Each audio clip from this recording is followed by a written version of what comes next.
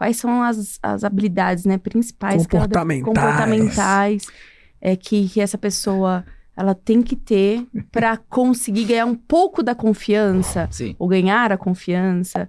E o que, assim, de jeito nenhum, se eles, do outro lado, perceber que a pessoa for de tal forma nossa, é coisa que eu não vou negociar. Tá. Me diga.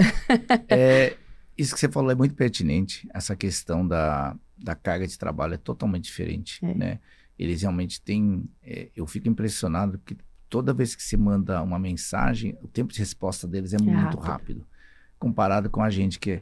Então, se a gente está querendo conversar, fazer negócios, fim de semana, sábado, domingo, vai ter a nossa festinha, vai para a praia, né? Eles estão lá trabalhando. E por isso que a produtividade, né, deles é extremamente maior do que qualquer lugar do planeta. Isso vai criar depois um burnout? Sim, já está tendo.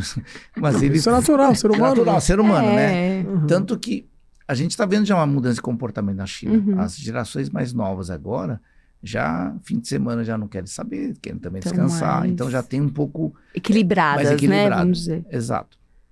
Agora, o principal skill que você precisa ter, primeiro, é a questão do fuso horário. Então, você vai ter que estar trabalhando à noite, né? Enquanto você está lá, tem gente lá assistindo TV no cinema, ir pra balada. Seja foco, né? Você vai ter que estar lá na casa, lá umas 10, 11 horas da noite, e tá lá trocando mensagem, né? Que ele vai ver que você está interessado. E os empresários chineses, eles têm muito esse apreço com a questão da importância como você valoriza o tempo de resposta, né? No caso de uma velocidade. E óbvio, aí entra o ponto novamente da importância da viagem, porque o fato de você demandar uma viagem de 26 horas a 30 horas, né? Que realmente é uma viagem longa para a China. Você chega lá, sabe? E colocar seus pés lá naquele país e falar assim, eu vou lá visitar sua fábrica, eles se sentem extremamente honrados. Que legal. E ali encurta muito as possibilidades de negociação, relacionamento que muitas vezes estaria meio frio. Então, às vezes você está... Isso acontecia muito comigo já. Eu tinha empresas que eu já negociava há anos, compravam. Quando tive a oportunidade de conhecer a fábrica dele e visitar, nossa, eles assim... Estreitou o relacionamento. E aí, as oportunidades de negócio depois começaram a abrir. Ou seja, ele começa a indicar também, né?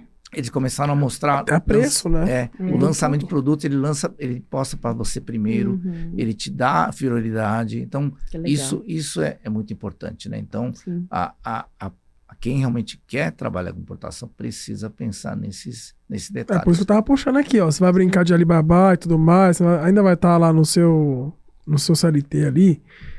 Já é uma fase boa, porque o dia que você resolver virar a chavinha e abrir seu e-commerce, você tem que aprender tudo do zero ali, é muito pior. Aproveita agora que você tá... Mas é aquele negócio, você tá disposto a ficar acordado quando eles estão dormindo? É isso, quando os seus concorrentes estão dormindo, eu acho que é muito sobre isso, né? Exato. Não é tão simples. E como é que eles quebram a barreira da língua nesse sentido, Lucas? Porque eu falei uma vez, eu já cheguei até a importar. Que eu trabalhava numa empresa, eu era esse cara que eu tô te falando, né? Eu era um CLT, trabalhava com uma empresa da parte de automotivo, peças automotivas, e eles queriam muito importar uma chapinha feminina para cabelo mesmo, chapinha de cabelo, mas que fosse 12 volts, que você pudesse colocar dentro do carro ali, colocava no acendedor de cigarro do carro, e a mulher ia fazendo a chapinha ali enquanto o marido dirigia, por exemplo. Sim. E eles viram isso na internet, acharam na China e falaram, a gente quer trazer. Só que eles não falavam inglês, nada. Aí eu me meti a entrar lá, eu era funcionário, eu vi eles falando, eu falei, vou fazer isso sozinho. Eu entrei lá, aí eu ficava à noite no computador, entrava num chatzinho que tinha um pinguinzinho ali, aí eu entrava, conversava com o pessoal, eu falava inglês, provavelmente pelo jeito que a pessoa me respondia, ele também estava traduzindo do mandarim para o inglês lá. Sim. Eu traduzindo do português para o inglês aqui, e ele traduzindo do mandarim para o inglês lá. Sim. Sabe-se lá se em algum momento a gente tava falando de cadeira e ela tava falando de banco, mas a gente ia conversando. E aí, no final, eu consegui importar 2 peças de amostra, paguei lá um valor, chegou, mostrei pro pessoal. Aí o dono do e-commerce ficou maluco, falou, nossa, que legal que você fez isso. Pô, trouxe pra gente, eu não quero fazer isso. Aí ele viu o produto, levou pro mercado nacional, tentou achar alguém que fazia, ninguém fazia. No final, ele começou a trazer de lá o produto e foi através de um funcionário, que fui eu, brincando no Alibaba. Tava brincando lá, achei o chat e tal. Mas a barreira da língua hoje tá menor, né? Mas ainda a grande maioria lá fala mandarim traduzindo por inglês? Ou de fato o inglês resolve minha vida? Acho que assim, se você quer trabalhar com comércio exterior, inglês já resolveria uma boa parte, tá? Então, muitos chineses hoje mais jovens também já falam chinês bem. Só que tem o seguinte, inglês, né?